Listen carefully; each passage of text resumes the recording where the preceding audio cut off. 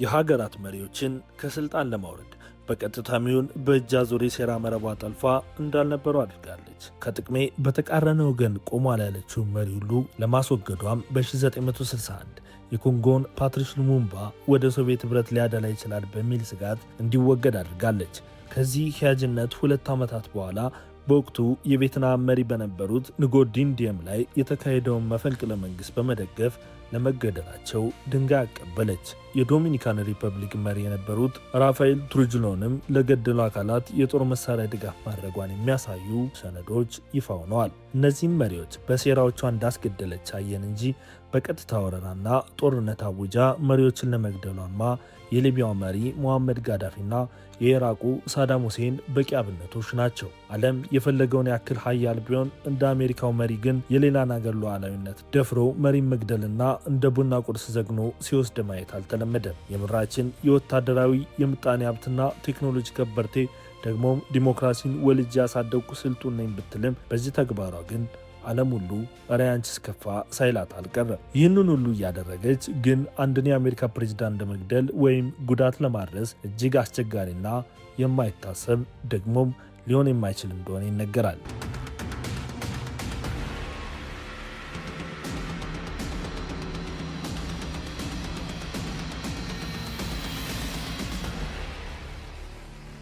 ውድ የቻናላችን ቤተሰቦች በዚህ ጥንክር ለዛሬ ስናሰናዳ መረጃውን ሼር፣ ላይክ እና ሰብስክራይብ እንድታደርጉልን በመጋበዝ ነው።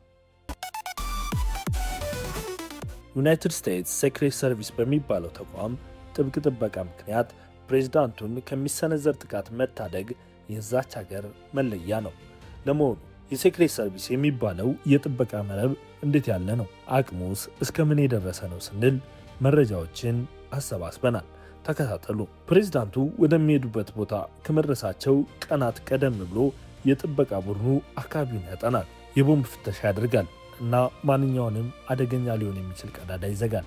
የጥበቃ አባላቱም አስፈላጊ ከሆነ ለፕሬዝዳንቱ ሲሉ ጥይት ለመቀበልና ሕይወታቸውን ለመስጠት በልዩ ሁኔታ የሰለጠኑ ናቸው። ፕሬዝዳንቱ የሚጓዙበት መኪናም ተራ መኪና ሳይሆን የሚንቀሳቀስ ምሽግ ተብሎ የሚጠራ በጠንካራ ደህንነት የታቀፈ ነው። መኪናው እጅግ ወፍራም በሆነ የብረት ጋሻ የተሸፈነ ሲሆን መስታወቶቹም ማንኛውንም አይነት ጥይት መቋቋም የሚችሉ ሆነው የተሰሩ ናቸው። ይህ የፕሬዝዳንቱ አስገራሚ መኪና ከውጭ የሚመጣን አየር ሁሉ በሙሉ ዘግቶ የራሱ የሆነ የኦክስጅን አቅርቦትን ማሟላት የሚችል ጭምር ነው። በመኪናው ውስጥም በቂ የሆነ የፕሬዝዳንቱ የደም አይነት ክምችትና ድንገተኛ የሕክምና መሳሪያዎችንም ሁልጊዜ አሟልቶ የሚንቀሳቀስ ነው። ይህ በመሬት ያለው የፕሬዝዳንቱ የደህንነት ጥበቃ ሲሆን በኤር በሚጓዙበት ወቅትም ቢሆን አንድ የአሜሪካ ፕሬዝዳንት በሚሰነዘር ጥቃት የመሞት ስጋት የለበትም። የፕሬዝዳንቱ የግል አውሮፕላን የሆነውና በዓለም ላይ ካሉ እጅግ አስተማማኝ አውሮፕላኖች አንዱ የሆነው F1 የተባለው ጄት ሁሌም ጥቃትን በራሱ ለማስወገድ የተዘጋጀ ነው። አውሮፕላኑ ወደሱ የሚተኮሱ ሚሳኤሎችን አቅጣጫ የሚያስቱና የሚያከሽፉ ዘመናዊ የራዳርና የኤሌክትሮኒክስ መሳሪያዎችን ለራሱ ያሟላ ነው። አውሮፕላኑ መሬት ሳይነካ ለረጅም ጊዜ በአየር ላይ የመቆየት አቅም ያለው ሲሆን በአየር ላይ እንዳለ ነዳጅ መቅዳትም የሚችል ነው። ፕሬዝዳንቱ በሚንቀሳቀሱበት ወቅት የሰው አልባ አውሮፕላኖች ወይም ድሮኖችና ከፍተኛ ቴክኖሎጂ ያላቸው ካሜራዎች አካባቢውን በ24 ሰዓት ንቃት ይከታተላሉ።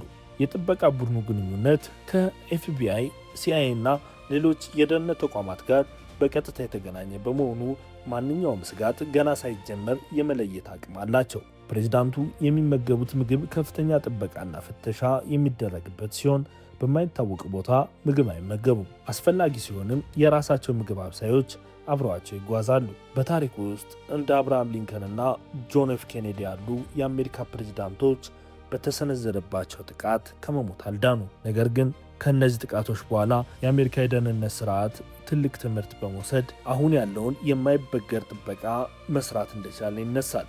እናም የአሜሪካ መሪ በሚሰጠው ትዕዛዝ የሌላ ሀገርን መሪ መግደልና አስሮ መውሰድ ለዓለም ጋድ የወጣ እውነት ቢሆንም ለራሷ መሪ ግን የምታደርገው ጥበቃ አጃይብ ነው። ውድ የቻናላችን ተከታታዮች በሌላ ዝግጅት እስክንገናኝ ስንሰናበታችሁ ቻናላችንን በማስተዋወቅና በማጋራት እንዲሆን በመጋበዝ ነው።